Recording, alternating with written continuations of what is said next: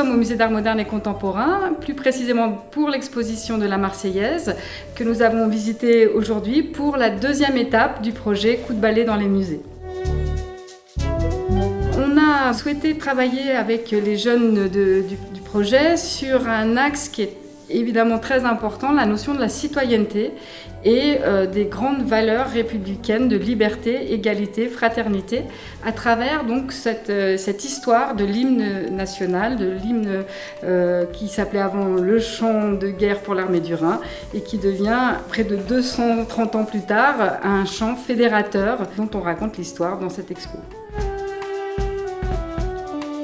On a abordé le thème de la Marseillaise là avec les enfants cet après-midi, vraiment en partant de l'idée que j'allais leur présenter en fait uniquement où on voyait des œuvres en mouvement. Alors en même temps c'est contradictoire de dire des œuvres en mouvement parce que c'est des sculptures. Une sculpture ça bouge pas, une peinture voilà c'est statique.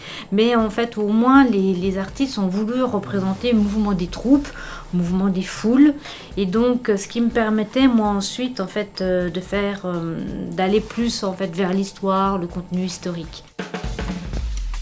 Les grandes œuvres qui composent l'exposition, c'est vrai, il y a quelques œuvres vraiment importantes. C'est d'abord Rouget de Lille chantant la Marseillaise pour la première fois à Strasbourg, c'est une œuvre d'Isidore Pils. Puis on a aussi cette œuvre majeure, c'est Le Génie de la patrie. C'est un moulage de Pouzadou, mais c'est une œuvre de Rude, et donc c'est en fait ce détail, mais qui ici en fait au musée historique, c'est vraiment presque une œuvre monumentale.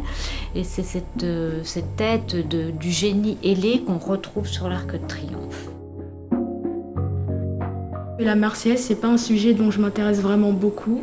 Et là, en avoir parlé pendant 2 heures, ça m'a permis d'en savoir plus sur la Marseillaise, voir plein d'œuvres et d'expositions. C'était vraiment beau à voir. Et oui, j'ai trouvé cette exposition bien.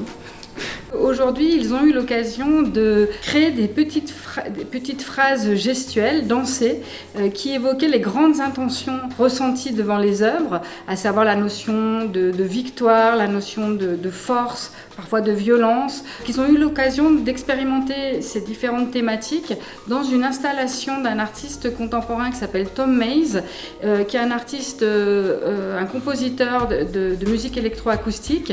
Et donc, ça va introduire en quelque sorte comment justement l'art peut utiliser ces différents supports numériques dans la création.